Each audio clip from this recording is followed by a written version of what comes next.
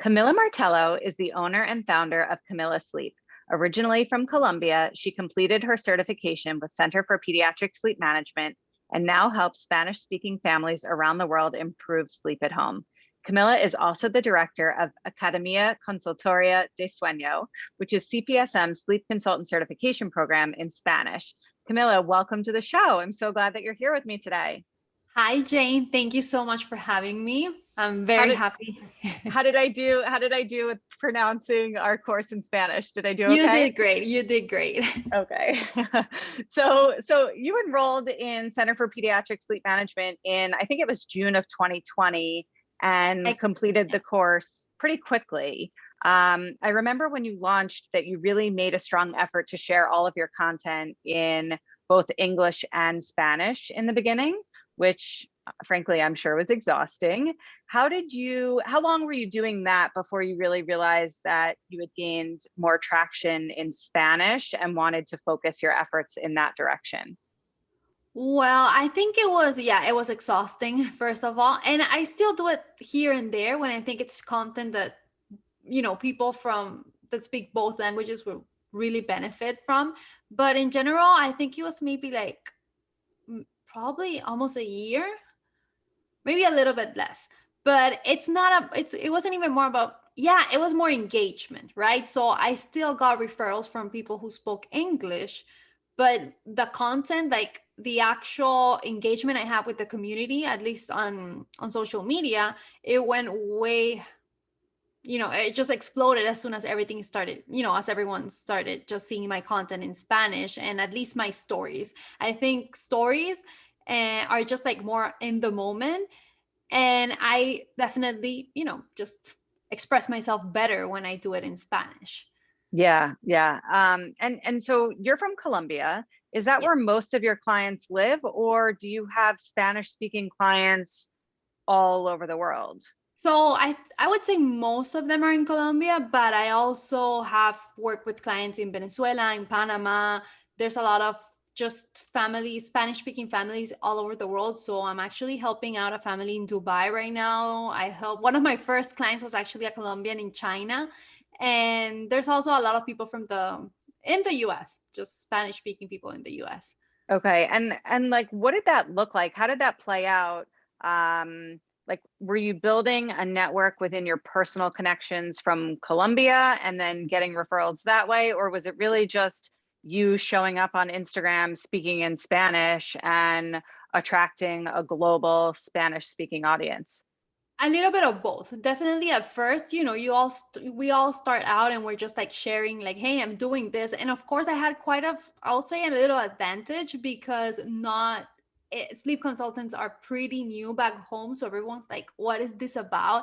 I have a funny story where I helped someone. She's from a small town in Colombia. And then all of her friends were asking her like, what magic was I doing, because I was using like a white smoke, and I was like, no, it's white noise. It was really something brand new. So that helped, get the word around, and definitely just showing up. I think that's, you always say that to all of the people interested in the program and to everyone enrolled, but definitely showing up. It takes time, it takes effort, of course, but it definitely pays off, just showing up. Definitely. So did you feel like you sort of touched on this, but I want to talk about this a little bit more. Did you feel like you needed to educate this Spanish speaking audience on what exactly it is that sleep consultants do and how they can help you? Yes, I'm for sure a little bit of education, a lot of education on safe sleep practices. And right now, my major, I wouldn't say challenge, it's just like more of what I'm also constantly battling against is like there's a big uproar in the attachment parenting community and just like respectful parenting, which I'm all for respecting our children, of course, but Sure. there are a lot of myths around sleep training, and there's a big use of heavy words, like torture, abuse, and all these things where I'm always just like trying to educate, like, hey, you can teach healthy sleep habits in a way that's comfortable for you, and that, and little by little, just like with every positive experience I've had with a family, they share. And my clients right now are just clients that have been referred from one of my first clients 2 years ago. So it does pay off. And as long as you have you put your best work with the family you have at the moment, and make sure that they feel comfortable with what they're doing, that's what's gonna bring you, more business, right? So at the end of the day, if I'm telling parents hey, you can sleep train in a way that feel safe for you, I do make sure that I, make you sorry, That's okay. let me That's okay. You're saying that you're going to work with them in a way that works for them, yeah, and still I see keep progress. my promise. I keep my promise, right? So I make sure that I'm not pressuring them to do anything they don't feel like doing. I set realistic expectations. I tell them what it's going to look like. I tell them, hey, if you want to do this, more, this more parent present approach method, then this is what it's going to look like. And you're probably not going to have results in a week. You're going to have to, be patient about it and trust the process. So, I keep my promises, but I also set expectations.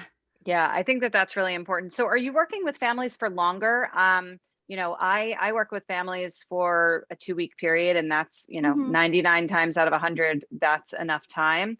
Are your consultations with your clients is it a longer experience?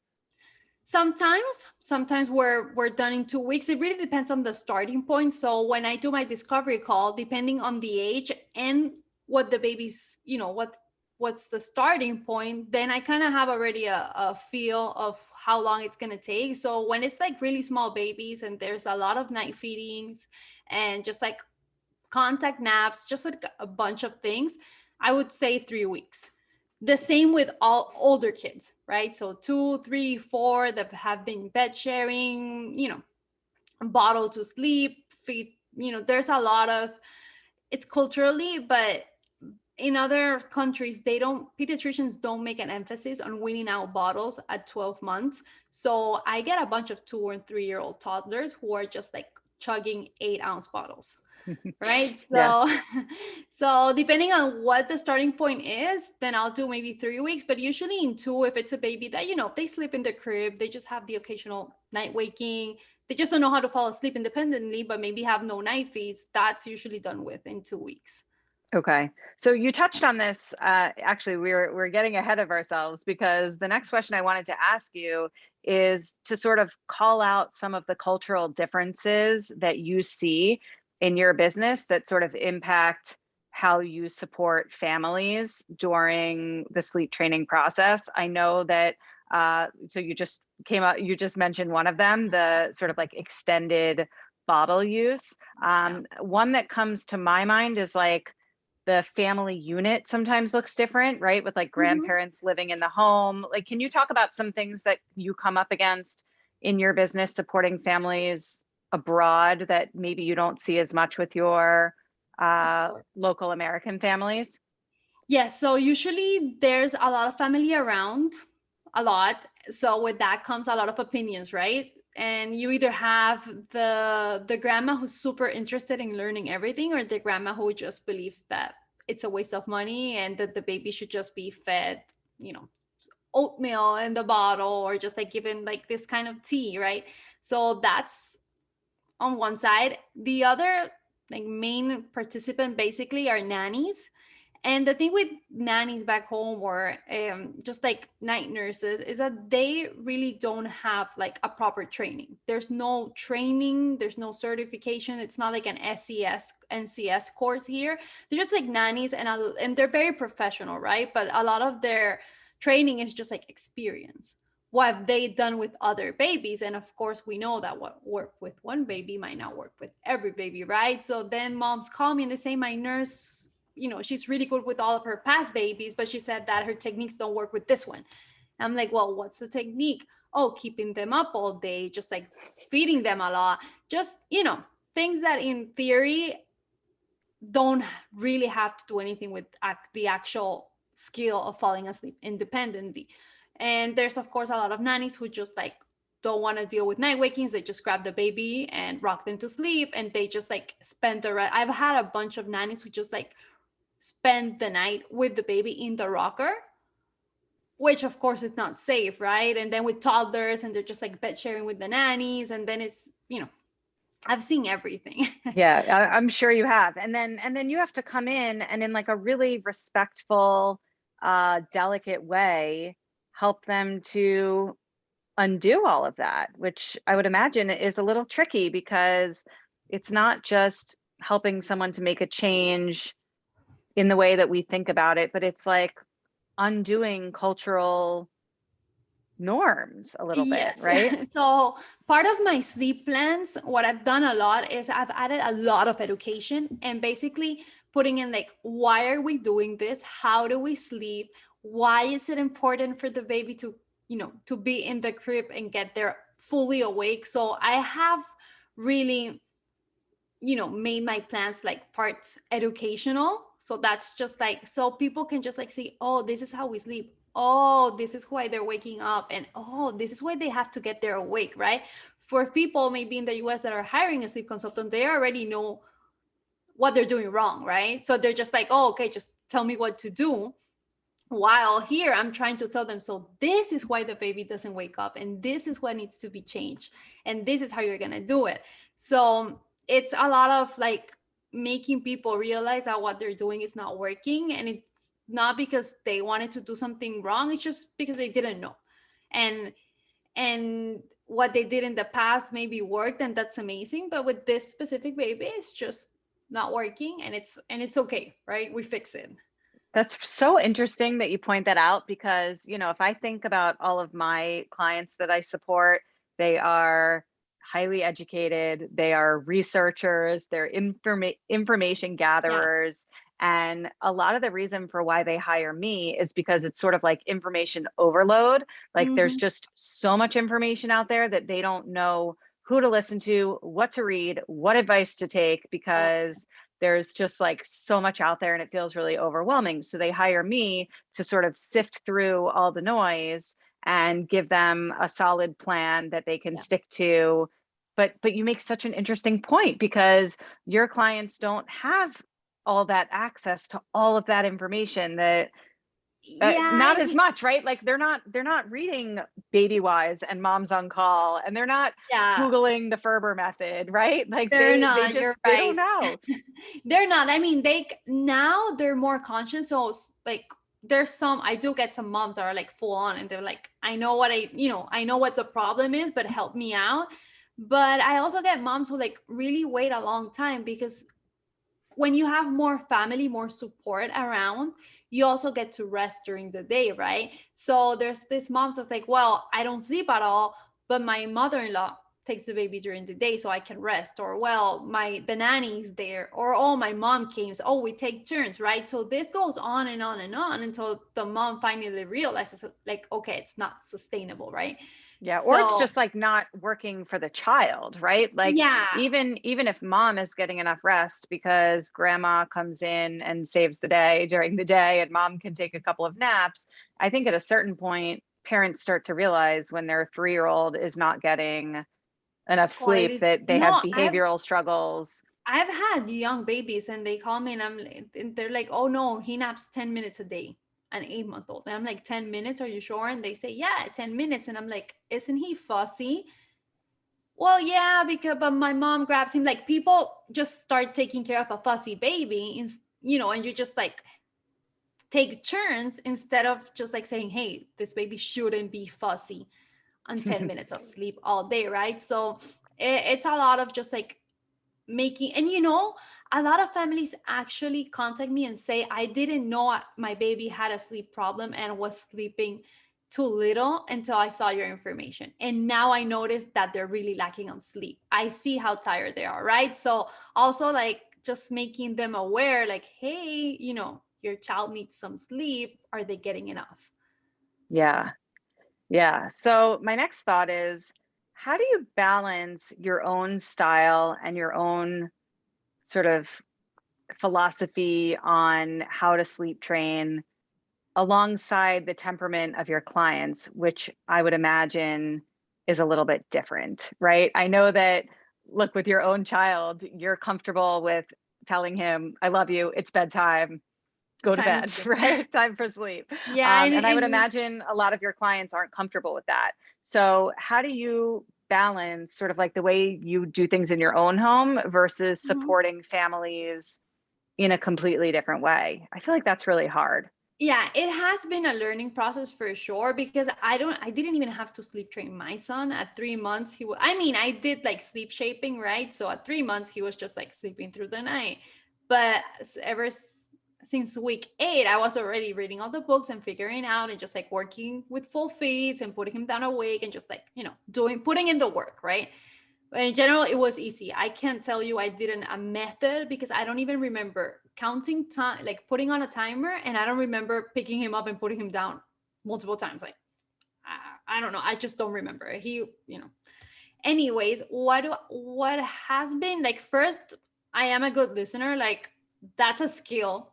I wouldn't say that was my best skill 2 years ago, but just be a good listener. Make sure that I just like try to ask the mom. I always focus on the mom more, because usually she's like the more involved.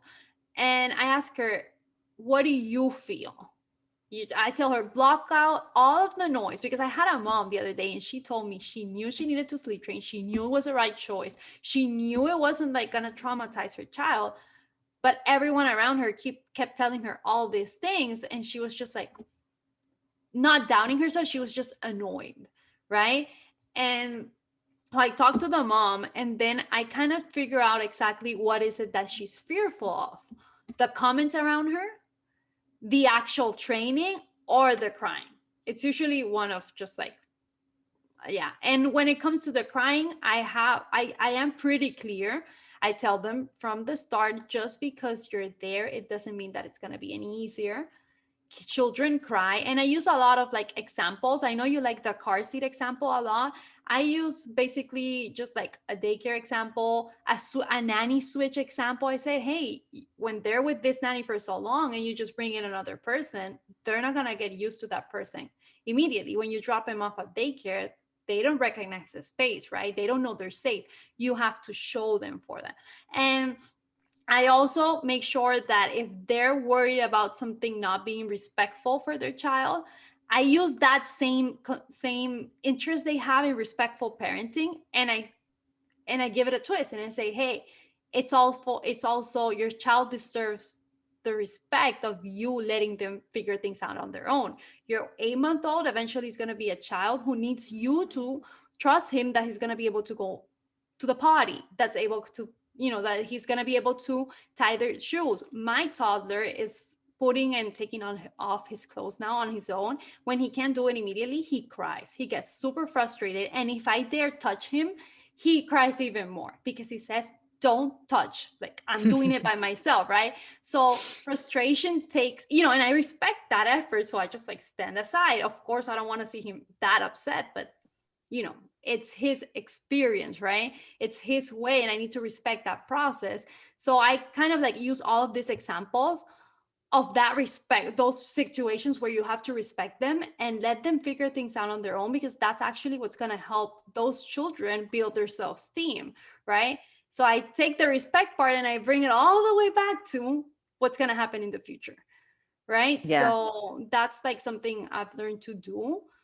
And of course, I also, when they're really worried about the crying, I go back to the research and say, hey, the research says nothing happens with cry out, right? The research says nothing happens with a check method, right? We're doing something even gentler so you can be, rest assured everything's going to be fine. So those things kind of have worked, and just a bunch of support. Like, here's a trick. I have a bunch of paragraphs written out for different stages of the sleep training process, and I just like copy paste them.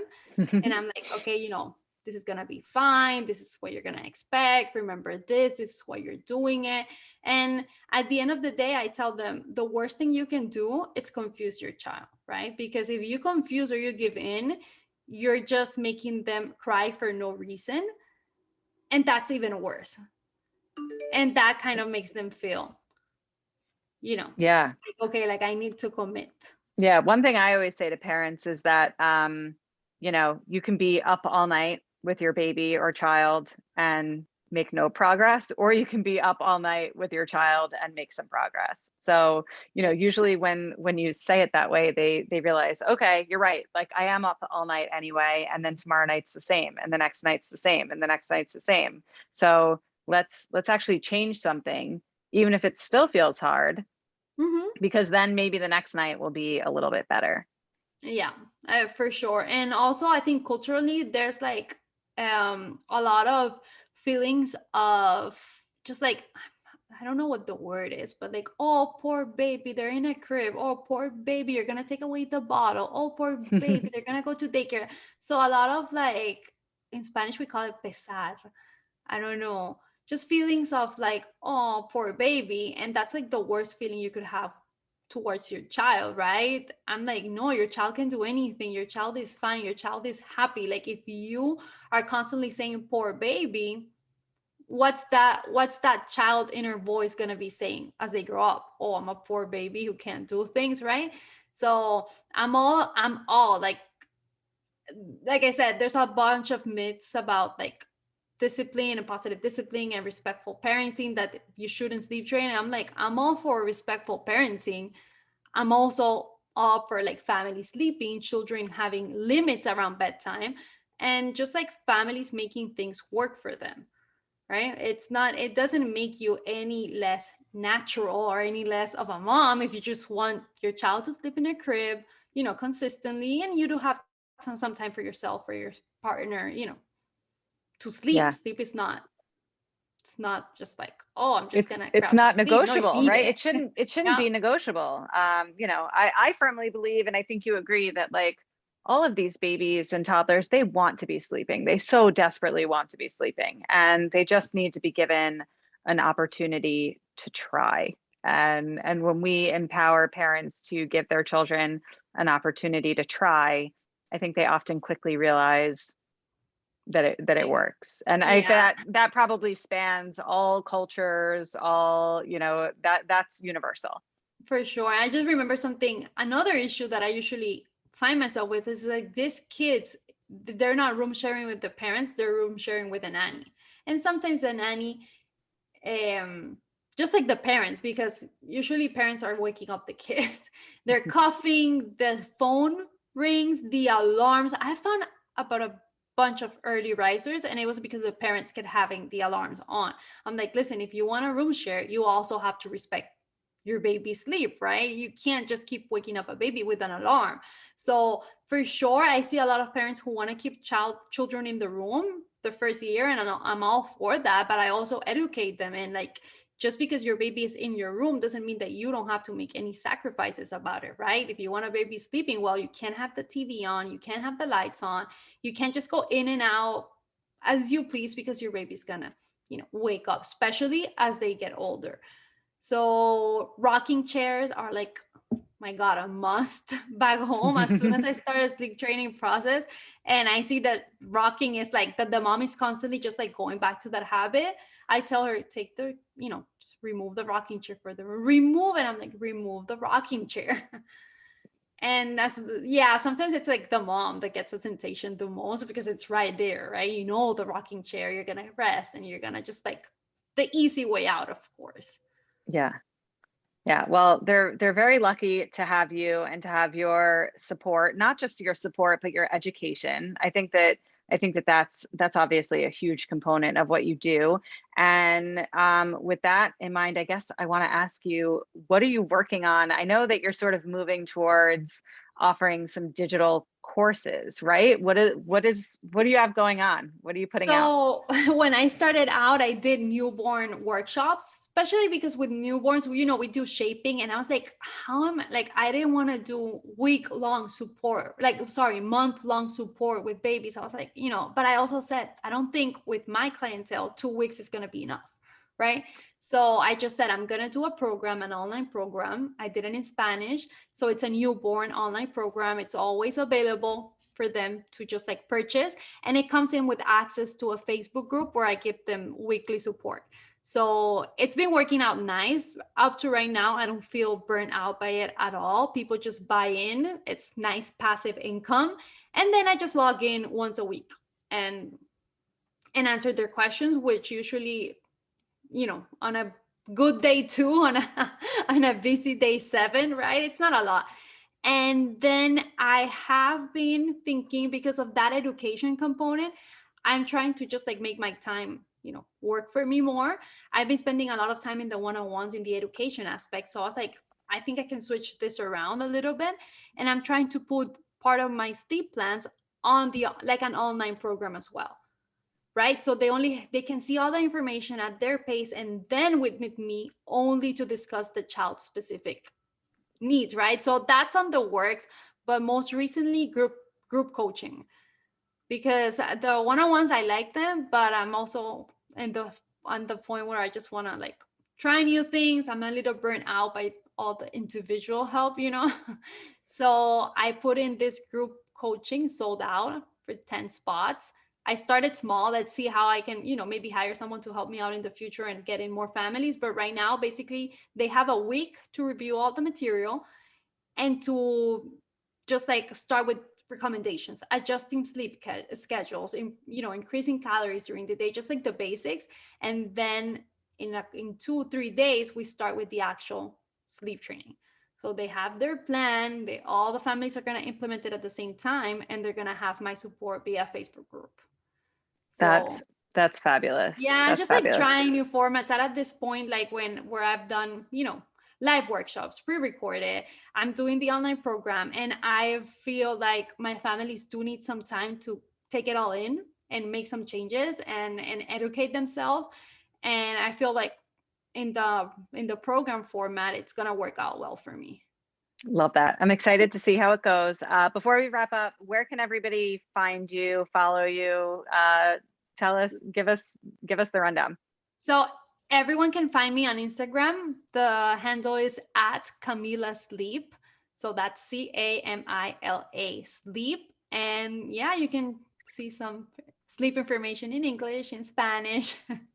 Perfect. And I will make sure that lands in the show notes. Camila, thank you so much for chatting with me as always. And I can't wait to see all that you do in your business. Have a good one. Thank you, Jayne. You too. Bye-bye.